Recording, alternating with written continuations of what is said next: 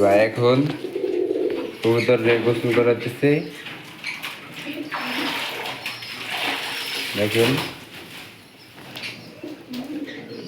কবুতর গোসল করাইতে হয়, নাহলে সমস্যা। কবুতরদের জন্য বুঝছেন কি বলছে? সমস্যা।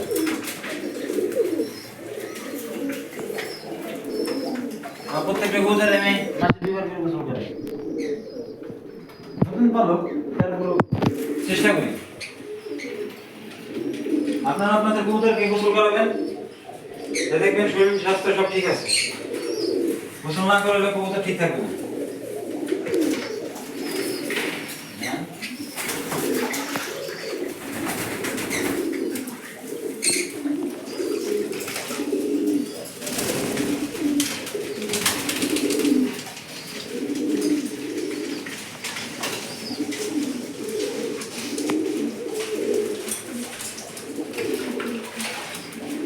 দেখেন মাত্র নিজে হাতে ধরে কত ভালোবাসে, নিজে হাতে ধরে গোসল করাই দিতেছে কবুতরকে।